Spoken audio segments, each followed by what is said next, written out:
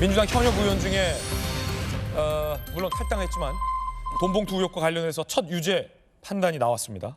윤관석 의원. 그리고 지난 대선 국면에서 논란이 됐었던 이 고발 사주 의혹과 관련해서 손준성 검사에 대해서도 판결이 나왔습니다. 돈봉투부터 볼까요? 아니라고 억울하다고 이건 검찰의 조작이라고 그렇게 항변했지만 결국 유죄 2년이 나왔습니다. 징역 2년. 정당법 위반 등의 혐의입니다. 강내구 감사위원회에 대해서는 징역 1년 8개월에 벌금 600만 원이 선고됐습니다.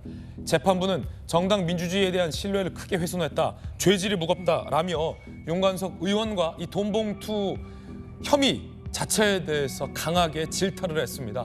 정당 민주주의에 대한 신뢰를 훼손했다는 거죠. 당대표를 뽑는 전당대회에서 봉투를 돌리다니요. 그것도 21세기에 있어서는 안 될 일입니다. 그런데 지난해 4월 윤관석 의원이 뭐라고 하시는지 아십니까? 기억하십니까? 이 수사는 야당 탄압이고 국명 전황용 기획 수사라는 겁니다. 그런데 민주당에서 비단 야당 탄압과 국명 전황용 기획 수사라는 말은 이 돈봉투 의혹에서만 나왔던 게 아니었죠. 그럼 다른 의혹들은 어떻게 선고될지도 궁금합니다. 들어보시죠.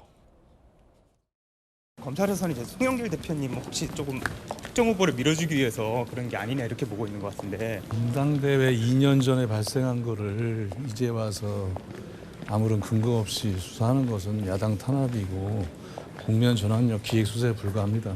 저는 돈봉투를 주자고 권유하거나 지시한 사실이 없습니다. 전형적인 검찰의 짜맞추기 기획수사, 정치 수사입니다. 이러더니 수사에 가서는 재판에 가서는 정작 혐의를 인정했습니다. 그리고 유죄가 선고된 겁니다. 무려 2년. 이럴 거면 진수희 장관님, 네. 돈봉투는 조작이다, 야당 탄압이다라고 말을 말던가. 이게 뭡니까? 그러게 말입니다. 저는 지금 옥중에 있는 송영길 대표가 어떤 심정, 전 대표가 어떤 심정일지 그것도 몹시 궁금한데요. 저는 오늘의 물론 1심 판결이긴 하지만 저 판결이 앞으로 각 정당들에게 주는 어떤 교훈? 예.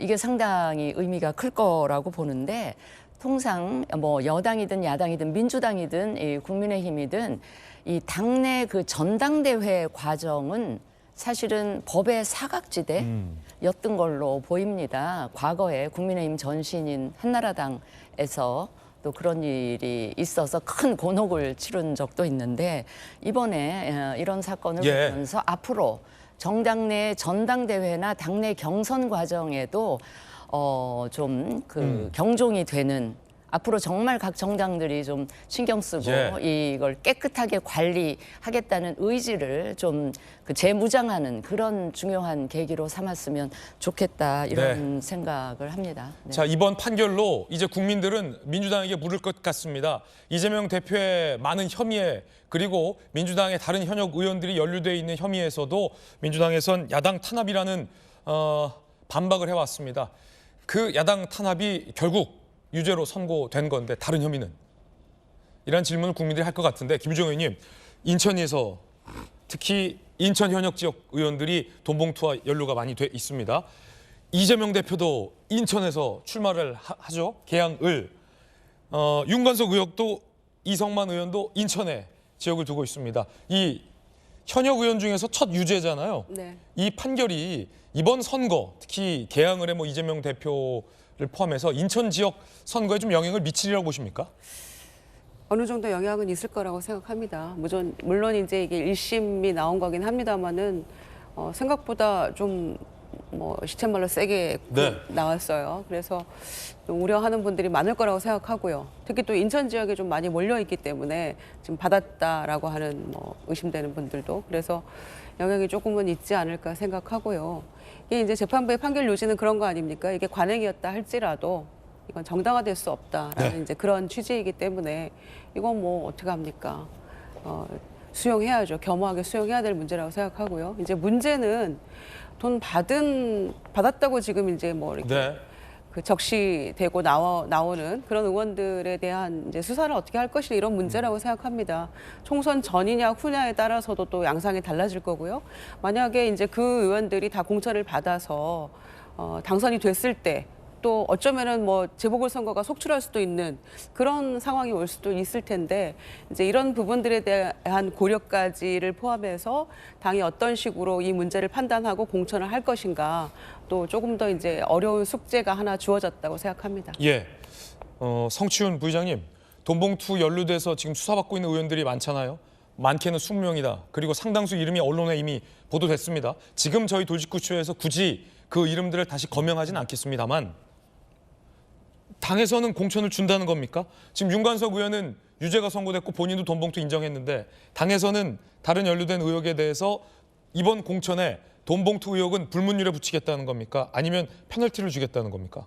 뭐 지금 공관위가 발표한 뭐 기소가 되었던 뭐 재판 중이건 아니면 1심 판결이 나왔던 다 대법원 판결까지는 무죄 추정의 원칙을 하겠다라고 했기 때문에 그러면 이것도 같은- 대법 3심 나올 때까지는 불문에 붙이겠다는 거죠? 그렇게 보고 있는데 그래서 저는 이거를 사실 작년에 이 문제가 불거졌을 때 네. 작년 5월에 저랑 비슷한 생각을 갖고 있는 이 또래 정치인들이 이 진상조사단 설치를 당장 해야 된다라고 주장을 했던 적이 있습니다. 그래서 의원들에게 전수조사를 하고 그리고 그 혹시나 이 이후에 수사와 관련돼서 유죄 내지는 혐의가 드러났을 시 정계 은퇴까지 하겠다라는 진술과 서약을 받아야 된다.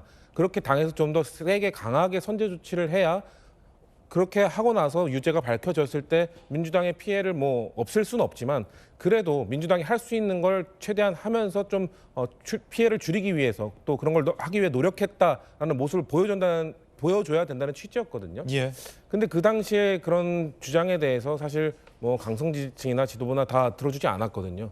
저는 아직도 아쉽습니다. 그때 만약에 그 정도의 강도 높은 당내 조사를 했더라면 1차로 뭔가 뭐 내부 양심 고백이라든지 그런 것이 나왔을 것이고 그런 걸 조용히 처리했으면 됐거든요. 뭐 불출마를 하는 과정이 있었을 수도 있고 예. 그렇기 때문에 지금 이제 앞으로 아까 말씀하신 것처럼 돈 준 사람이 이제 어떻게 보면 다 고백을 했습니다. 당시에 관행이었기 때문에 경각심을 놓쳤다라고 윤관석 전 의원께서 고백을 했기 때문에 이제 받은 사람에 대한 뭐 혐의가 글쎄요 뭐 증거가 얼마나 드러날지 모르겠지만 혹시나 증거가 드러나지 않더라도 국민들 이제 인식 속에는 준 사람이 줬다는데 뭐 윤관석 의원이 다 먹었다는 거냐? 받은 사람은 왜 없냐? 이런 의구심을 가질 수밖에 없거든요. 예. 그렇기 때문에 민주당에게 아마 계속해서 피해를 줄 것이고 작년에 뭔가 선제적으로 대처하지 못한 것이 민주당에는 이제 계속 악재로 작용될 것이다라는 생각을 갖고 있습니다. 예, 돈 준 사람이 실토를 했고 봉투의 실체도 확인이 됐고 전달하고 돌린 사람들까지 유죄가 선고됐는데 정작 받았다는 사람들이 억울하다고 하면 어떻게 되는 얘기냐라는 비판인 거죠. 과연 민주당이 이 돈봉투 의혹에 어떻게 대처할지 그리고 이 돈봉투 의혹 유죄 판결이 인천을 비롯해서 이번 총선에 어떤 영향을 줄지 흥미롭게 지켜볼 국민들이 많으실 것 같습니다.